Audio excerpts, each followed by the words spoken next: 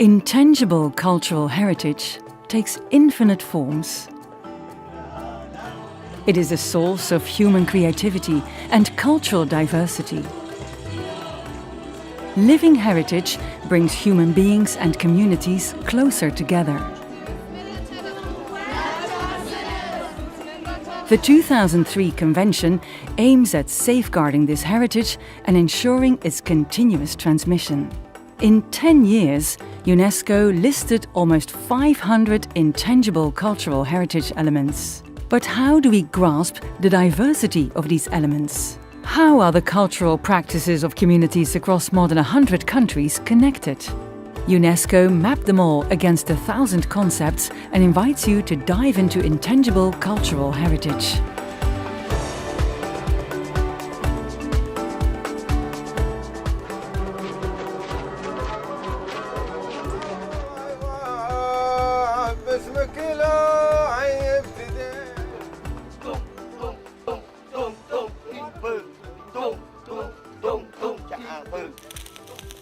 How does living heritage relate to nature?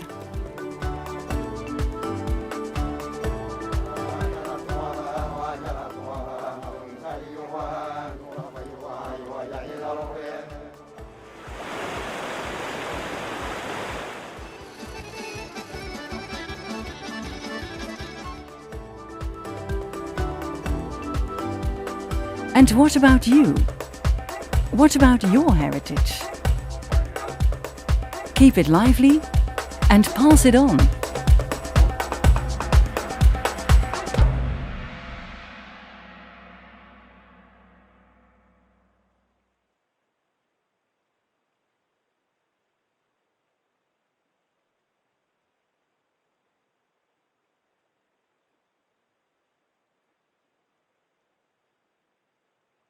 Welcome to ICH in Motion, where we celebrate and we launch the Government of Barbados' program for Intangible Cultural Heritage in Motion, where we support and safeguard our intangible cultural heritage. We will start the program this morning by introducing Ms. Alessandra Cummings, who is both the Director of the Barbados Museum as well as the Chairperson of the Barbados National Commission for UNESCO, to make some brief welcoming remarks.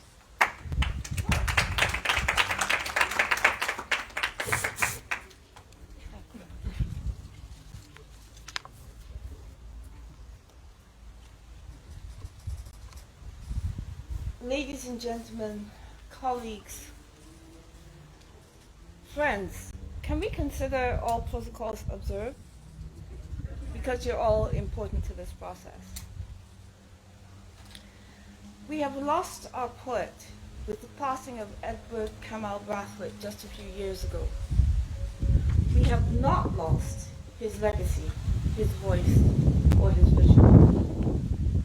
One of Brathwaite's major essays of recent years was Metaphors of Underdevelopment, a poem for Hernan Cortez, in which he begins by speaking of a Bajan laborer who is caught in a cultural catastrophe.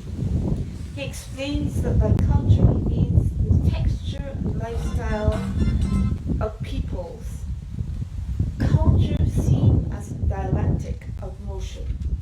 I consider this an important message from the Master, which should be kept in mind during our proceedings today.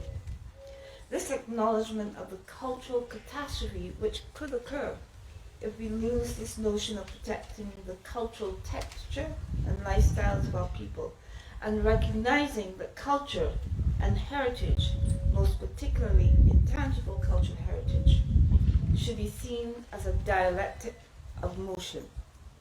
Today, as we face the global outbreak of a disease, a virus that has the potential to catalyze what the German historian Ever Schlotterber terms as a pandemic of the mind, where misinformation proliferates and lines between fact and fiction are routinely and nonchalantly crossed, the value that the intangible heritage holds becomes increasingly crucial to human well-being. Now more than ever, intangible heritage may offer some consolation to the continuity of the human spirit and can help illuminate a thoughtful path towards sustainable development, one reliant both on science and evidence-based reasoning, as well as respectful of human intuition, creativity, imagination, and continuity. Bendix's statement that cultural heritage does not exist, it is made, and further extrapolates this only in the post-World War II environment from the late 1960s onwards, that the concept of a common heritage of mankind has emerged and shifted the private nature of heritage to the public sphere and attracting international attention. Examination of the issues surrounding the inclusion of a common and collective category of heritage brings into focus the coloniality of heritage thinking, governance, and practice, which have engaged the attention of the global community as it continues to inform the functioning of normative instruments. This echoes a major paradigm shift in the evolution of UNESCO doctrine on cultural heritage, its Eurocentric underpinnings, the concerns with the authorized heritage discourse, and its gradual decolonization. This is actually not the case with the 2003 convention. It had rather different parameters and criteria.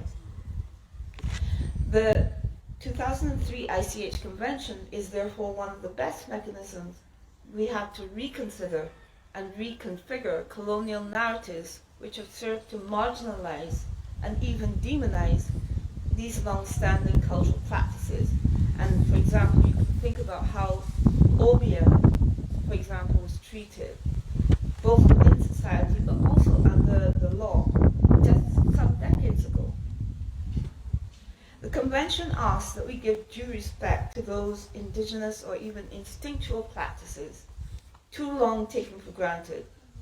It requires that as a society, as a community, we become conscious and conscientious in documenting traditional practices, conserving traditional spaces, communicating cultural knowledge, continuing social practices, undertaking educational programming, and transmitting heritage to know about the subdivision of the National Commission, its plans and its activities in which to encounter, examine, and exhibit ICH in its many different forms, both traditional and contemporary, from craft to cuisine, from religion to ritual, from sacred sites to cyberspace, all contribute to our growing comprehension of the value and virtue of the vernacular, but most particularly addressing the need to establish a link between language, development, peace, and reconciliation,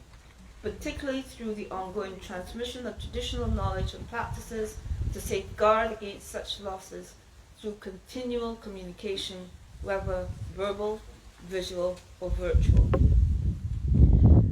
This project will allow for our profound and insightful debates around this issue at the national level, but we will be joining a regional community and indeed an international one in that respect.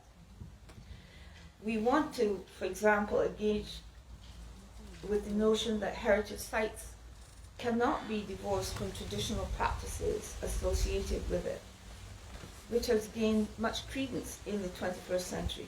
And important work has started in this area, given the support for the retention of indigenous knowledge and the safeguarding of community traditions. We want to especially recognize oral traditions and what role they play in transmitting and safeguarding these traditional practices and knowledges and a related sense of identity. It provides a picture about the dynamic transformation and continuity of a tradition. All traditions are invaluable for the retention of a constant sense of identity and continuity embodied within the whole tradition. In essence, oral history represents presence, encounter, and interconnection. The moment when you know absolutely that you are not alone in your mission, and the notion of ICH's inherent being as a living cultural form, which can adapt, evolve, and reinvent itself over time, in varying conditions, in different contexts. Finally, my last remark. In her 2019 article, "The Pandemic is a Portal," Arundhati Roy writes, "Our minds are still racing back and forth, longing for a return to normality, trying to stitch our future to our past, and refusing to acknowledge the rupture. But the rupture exists." She points to the fact that historically, pandemics have forced human beings to break with the past and imagine their world anew. This one is no different. It is a portal. It's a gateway between one world and the next.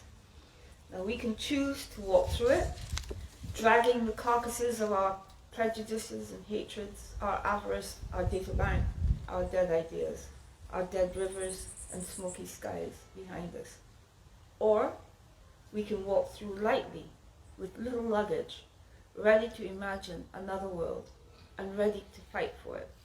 For me, in this almostly, hopefully, post-pandemic, not quite, period, ICH can nevertheless be regarded as a portal, a gateway between one world and the next.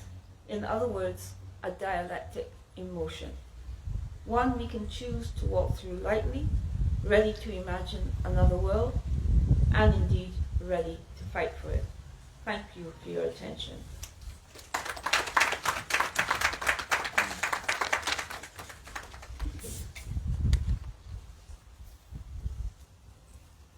Thank you very much, Madam Cummins. Inspiring words for us to live by, especially in these pandemic times.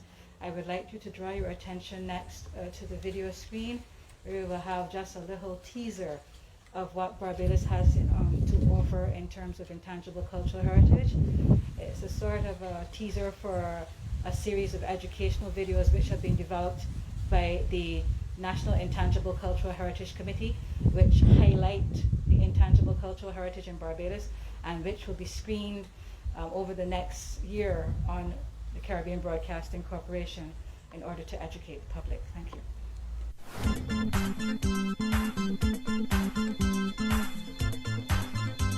The way that we prepare our food in Barbados is unique, and it is important for us to represent the nuances and varieties of Caribbean culinary methods on a global scale through activities such as food festivals. The way that Barbados makes sauce is very different to the hot sauce that you might find in St. Lucia or other places. There are other places in the Caribbean that make sauce, but they make it differently. We do rice and peas. We hardly ever do pea stews and plain rice. So even within the Caribbean, our food is a representation of our heritage. And they said, order please, order big.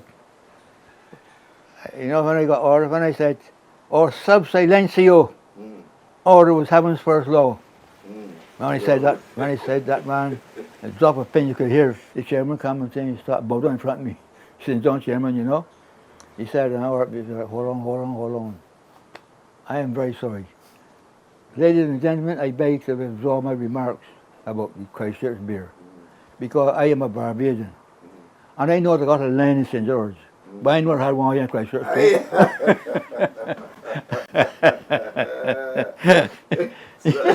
At 96 years old, Mr. Ashby still remembers his speeches as the Christchurch Lion. The greatest commensability, according to the liberality of my generosity and my capability. I possess so many T's I don't know today. My society, my humility, and of course, I must say, my honesty. So the language is a reflection of the historical events. When these slaves were brought in, they had their hundreds of African languages, and they were brought largely from West Africa, hundreds of African languages, and they were bought for a specific purpose. So they had to find a way, and the planters had to find a way to communicate with them. So out of that, you got what is called, some linguists don't like the term, but it was called a pidgin, which is a contact language that you use for a specific purpose. So you're planting sugar, you come in and you find a way to develop a vocabulary around the terms that you need to plant sugar.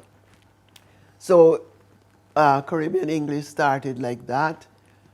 So did the other European languages, the major official languages of the Caribbean. So they are contact languages. The development of language is not static. Rather, it's a continuous process, with the interaction of people and cultures causing their verbal expressions to be ever evolving. As the head of the Intangible Cultural Heritage Committee, Mr. Grant shared some of the thoughts on the importance of safeguarding these elements of our culture. There's a social value and an economic value. The social value, of course, is always connecting with who we are. It's about identity. You know, at the end of the day, as we said, as I would have quoted Walter Rodney, African people have an ancestral dignity to rediscover and keep alive. And it helps to remove this myth about who and what African people are and were. And I think this is something we have to come to grips. You know, we are a nation, yet still struggling with sense of identity of who we are. I've always coined the phrase, identity precedes participation.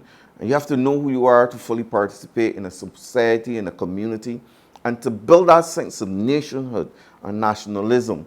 People have to know who they are. They have to be connected to this sense of being a Barbadian, being a Caribbean person.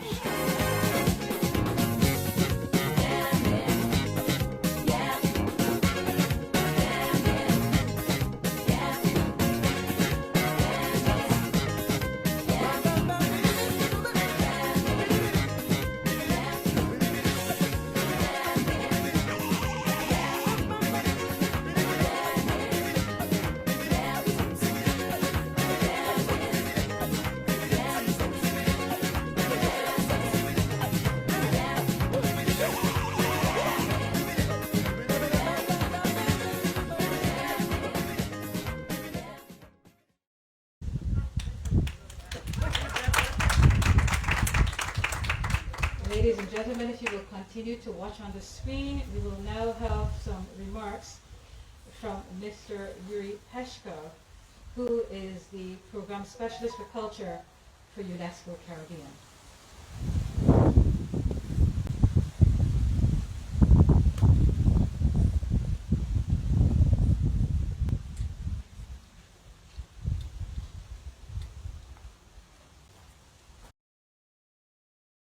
Stakeholders and partners involved to the safeguarding of the intangible cultural heritage in Barbados, representatives of the authorities, communities, cultural professionals, and renowned experts. It's my pleasure to welcome you today to the meeting on the project, on a small-scale project, Intangible Cultural Heritage in Motion. As you are aware, the activity is supported by the UNESCO following recommendations of the report that was published actually as a result of the survey conducted by UNESCO when pandemic hit the world. So the UNESCO report, Living Heritage in the Face of COVID-19 for the pandemic recovery phase. So based on experiences and suggestions expressed by communities through that survey, the report puts forward these 3 recommendations with associated safeguarding actions. And actually, the aiming to orient the governments, civil society, and the private sector and bearers to strengthen and safeguard of the living heritage during the pandemic, as well as in the COVID-19 recovery phase. So recommendation 1 was to strengthen recovery support mechanisms to living heritage bearers at the local level, including through local governance structures for building back better. The recommendation 2, and our project is associated with the recommendation 2. They leverage opportunities offered by the digital technologies and increase the visibility and understanding of living heritage. So yes, the recommendation 3 is about strengthening and amplify the linkages between safeguarding living heritage and emergency preparedness, response and recovery plans and programs. So with this, let me emphasize that the intangible and human dimension of heritage is a key factor for survival of cultural traditions and remains an essential vector for the transmission of cultures, identities, and social values to future generations. Therefore, the implementation of the 2003 Convention for the Safeguarding of the Intangible Cultural Heritage that was ratified by Barbados back in 2008 is considered as a very important step for further preservation of its precious heritage and thereby contribution to the sustainable development in the country as well as in the wider Caribbean.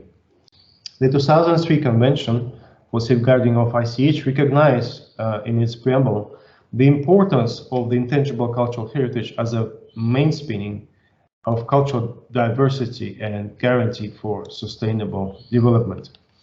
Safeguarding intangible cultural heritage can thus contribute to peace and security, the fundamental prerequisites for sustainable development, allowing communities to pursue pathways towards inclusive participation, dispute prevention, peace building, and stability.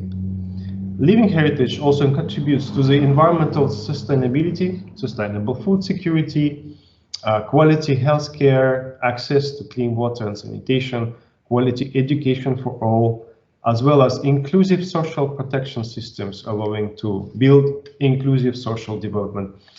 Living heritage is also an important asset and actually a driving force for economic development of communities that encompass the diverse range of activities and monetary and non-monetary value, which can then help to strengthen local economies in particular. So therefore, the implementation of the current project, the Intangible Cultural Heritage in Motion in Barbados, is of great importance, and it will certainly increase visibility and understanding of the living heritage. I truly believe that the implementation of this project will foster other national activities on safeguarding of the ICH, such as development inventories, and also strengthening capacities of national experts and representatives of communities bearers of the ICH. Finalizing, let me pay tribute to the Barbados National Commission for UNESCO and also the Division of Culture as the organizers of this meeting and implementing bodies of the project. And also to welcome all the participants and wish you every success. So thank you very much. To invite Miss Cindy Celeste, who is going to perform for us a poem entitled Barbadians.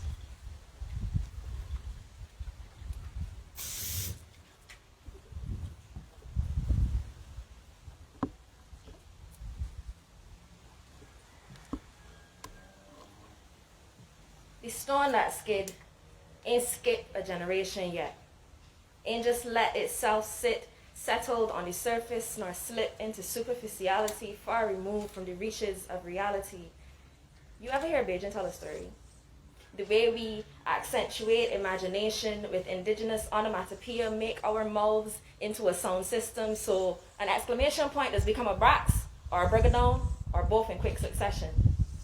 Around here, our words shape a nation out of our tongues, and we call this our oral tradition, because we have this uncanny ability to unpick teeth and unleash heritage when we trace the lines of our lineage, leaf back through the pages of our family tree. Sometimes we miss and don't see the ancestral knowledge that take root in our psyche, how we are all forged from apothecary remedies, grannies making a pharmacy out of Mother Nature's bounties, so our skin is softened with the slime of aloe leaves. Our insides purged with a hot cup of Cersei bush tea. And morning cod liver oil doses get us our omega-3s. Did you know that we instinctively practice sustainability before it had this fancy terminology.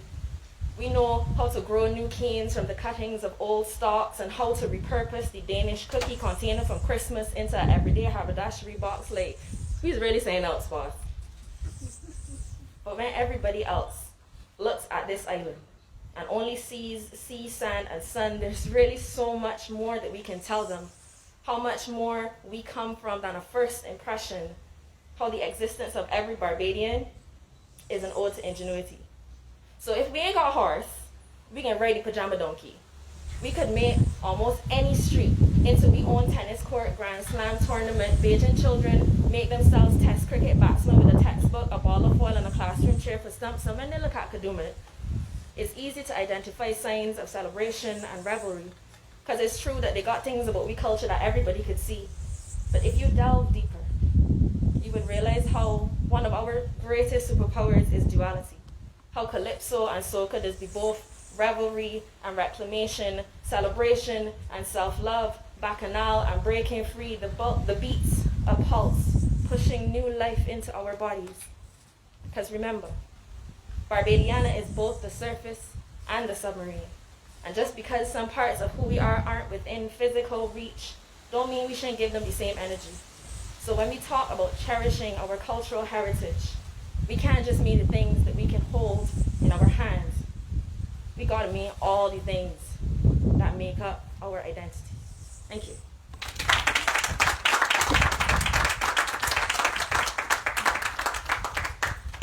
Thank you so much, Celeste. That was lovely. We would now like to invite Mr. Rodney Grant, who is the chairman of the National Committee for Intangible Cultural Heritage, to give us an overview of the program and the way forward, the direction for the program over the next year or two.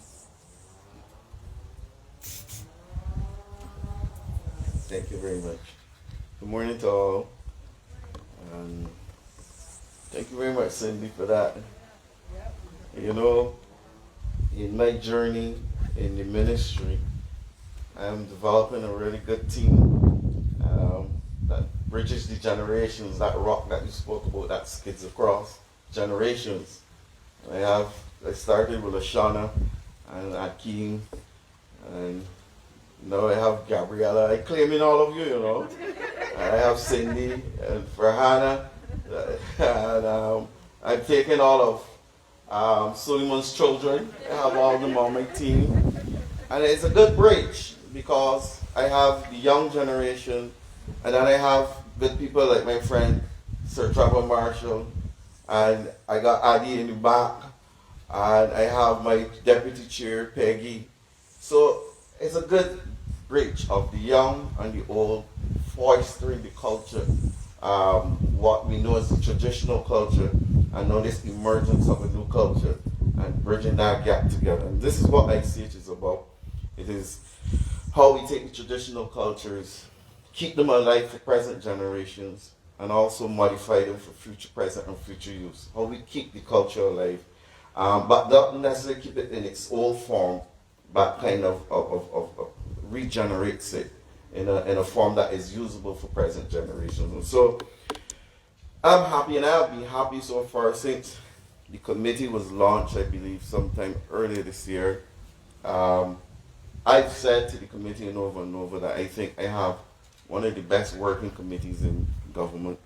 They're very active, very productive, and we've been doing so much. You know, and if we just had our own way, we would be doing much more. Because we just run, we just hit the ground running, and we ain't start running yet. It's just sometimes certain blocks get put in your way and you gotta slow down a little bit. But I'm enjoying the journey, and I'm sure we all are. And we've been developing, we started to really look at this whole process of putting the concept of ICH out there. And I had my chair of my subcommittee, Dr. Charles, and she just pushes and pushes and pushes, and she's been doing a great job in terms of leading that subcommittee, in terms of sensitizing the general Barbadian public of what ICH is about. Because, you know, we start now to talk about, as Celeste said, you know, we're using all these modern terms now about sustainable development, and we're now talking about intangible cultural heritage, And people want to know what it is that we're really talking about. So I have my sub-chair. She's leading the process. And this particular project is part of that process to kind of sensitize Barbadians about what we mean when we say intangible cultural heritage. Now, of course, now we have to work within the framework of UNESCO and the UNESCO Convention, which speaks to specific domains. I think there are 5 of them: oral practices and expressions, performance arts, social practices and rituals and festivals, traditional craftsmanship. There you go. So you see, they know my young team now on it, you see? So they know them well. And we are trying to put to the, get the public to understand what we mean when we talk about intangible cultural heritage. And so Dr. Charles is leading this charge in that regard. And the short clipping of the video that you saw is actually an edited version of we started to identify what we call knowledge bearers within the committee. And these are persons who would have, have all this information and knowledge that we're now trying to extract, and we have a long list, very long list. And we just started a 12-part series of 30-minute 12-part series, which shows on CBC every Monday at 6 p.m. And it started, I think, in September, and it would probably run till January, probably early February. We have about 5 more to go or something like that. So that is a very small snippet of what it's about. And we are speaking to several persons across the board in terms of what they're doing in terms of their specific field. I mean, as I said, we're going to continue that journey. I said to Sophia, who was leading that project in terms of working with the media house, that I want to also talk to young people about what they're presently doing in terms of modernizing certain aspects of our intangible cultural heritage. But I cannot miss but hear what Alessandra alluded to, in terms of the practice of obey and how we would have dealt with these things in the past of the society. And when you think about it, and when I think about it, the whole practice of obey alone, when it was brought to the shores by our ancestors, have so much of the domains wrapped up into them. It have the oral practices, it has the social practices and traditions, the festivals, it has the food, it has the performance arts, just in that one element alone. And they fought hard, during slavery and post-slavery. They fused their cultures behind the churches and behind religion to make sure that they survive for a present generation. And it is our job to now take these things to the next level.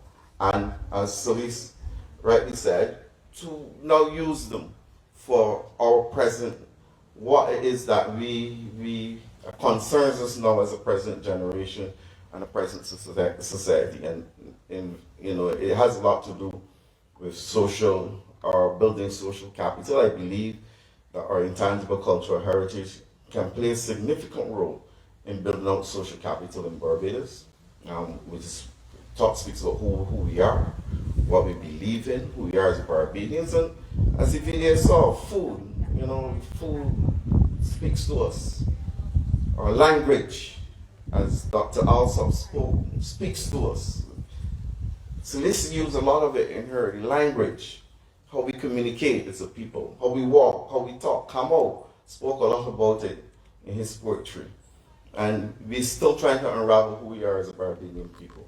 And this sense of identity and self, I believe that we have this significant work to do within the committee to continue to showcase who we are as Barbadian people and all the elements that make us unique, make us diverse, make us special as a people. And we can use that to build significant social capital at the level of communities in Barbados. But we can take it to another level and build economic sustainability, because it now creates much fodder for what we can take and continue to create spoken word, film, music. Because once we have it documented, you see, the problem is you don't know what you have until you have to be able to find the history, find these things to be able then to use them. And this is what our work in terms of the inventorying is going to do.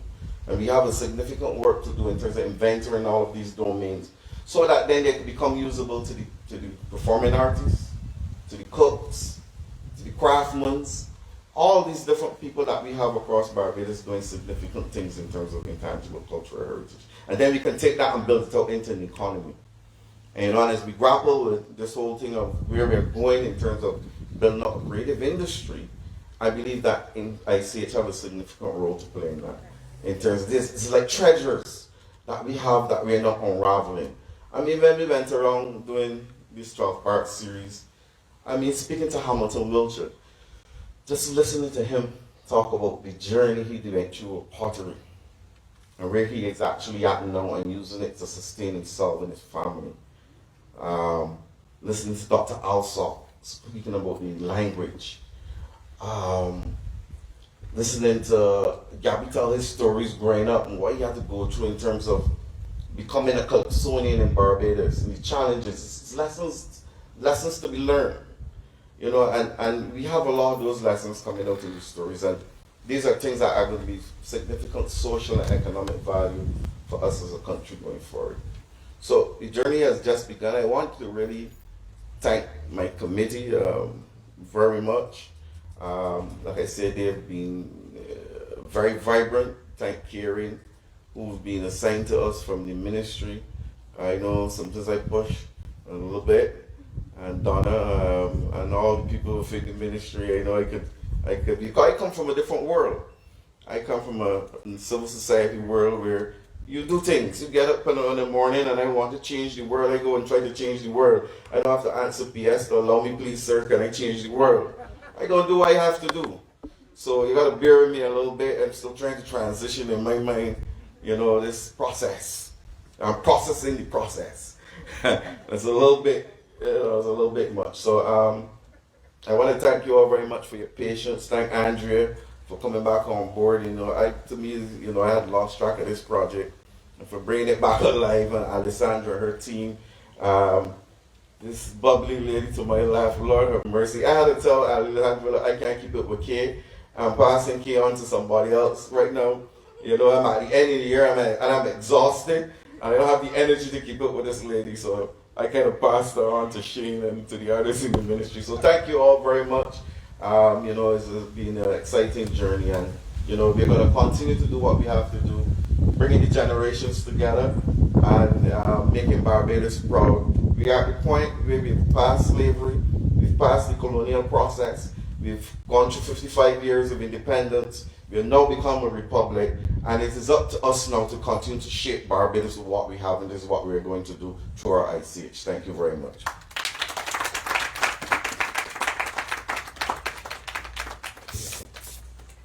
Thank you so much, Rodney, for those wonderful words. It's inspiring to see that Barbados is in good, capable hands, and it'll be wonderful to see where ICH is going in Barbados coming forward in the next year. The next part of our program, we're going to have a brief pause so they can set up, but we're going to have a short master class followed by a professional demonstration of stick licking. This particular one is very, very close to my heart because there is an involvement of some students from the Barbados Community College Performing Arts Program. A few years back, we did one of our torchlight tours at the museum, which focused on the art of stick licking and gave these young people the opportunity to learn a craft which we would have heard our grandparents and our parents talking about it. I was privileged to actually see a stick licking battle in my youth, but it has been a long time since I have seen it as a part of our society in the way it was when I was a child, and it was absolutely inspiring for me to be able to see it relive again through these students. They took to it like ducks to water. You could see that it was sort of running through their blood, the way how they learned it. There were even some real battles in the middle of the learning battles where people maybe get a lash that they weren't planning to get and decided to give back one.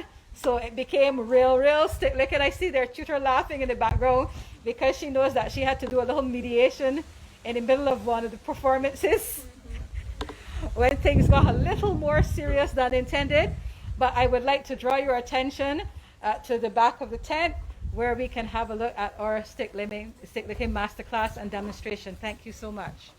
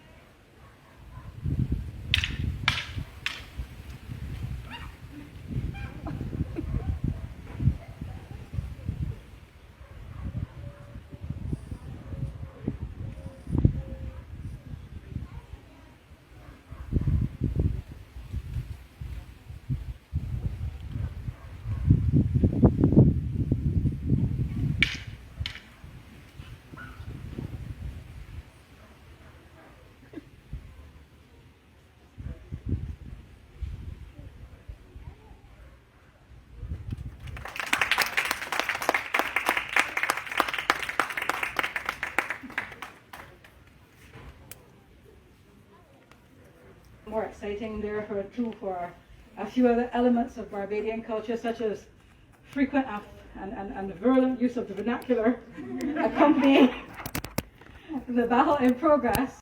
But as a child, I remember the excitement associated with that. We'd like to end our program this morning by just thanking a few people who made this possible. We would first and foremost, of course, like to thank our Prime Minister, the Honourable Mia Amor-Motley, without whose blessing this would not have been possible. We would also like to thank the Minister responsible for Culture in the Prime Minister's Office, the Honourable John King, the Permanent Secretary, Mr. Jehu Wilshire, the Chairman of the Barbados National Committee for UNESCO and its Secretary General, Ms. Alessandra Cummins, and Dr. Donna Green-Rashnigi, as well as the rest of the committee, the staff of the Division of Culture, the Cultural Policy Section, Heritage Consultant, Ms. Andrea Richards-Cummins, the ICH National Committee and its chair, Mr. Rodney Grant, our poet this morning, Ms. Cindy Celeste, who I think if you enjoyed her performance as much as I did, you got a very strong visual image of what it means to be Barbadian while she was speaking her words. Yes, and I do agree. Yes, another round of applause for Cindy. Once again, Mr. Addington Ford, Ms. Dale Ford, Mr. Carson Steely, and the BCC Performing Arts Troupe, who assisted with our stick licking demonstration this morning. Of course, our cultural heritage practitioners who have given of their time and their expertise with regard to the creation of the educational videos, and also to GIS who did the filming, Media House who did the video editing, CBC who is of course screening the videos, as well as Miss Michelle Hinkson-Cox who did the narration. I would of course like also to thank all of you who have attended this morning and made this event possible, and continue to look out for more ICH in motion. Our next event will be a virtual session where people will be able to connect and really interact with our intangible cultural heritage, which will be coming up early next year. So please follow us at the museum, at the Ministry of Culture, Division of Culture, all of our social media pages, GIS, so you can be kept informed of when this event is going to be happening. Thank you so much. At this time, I would like to invite back Mr. Rodney Grant to the podium, who will answer any questions from the media.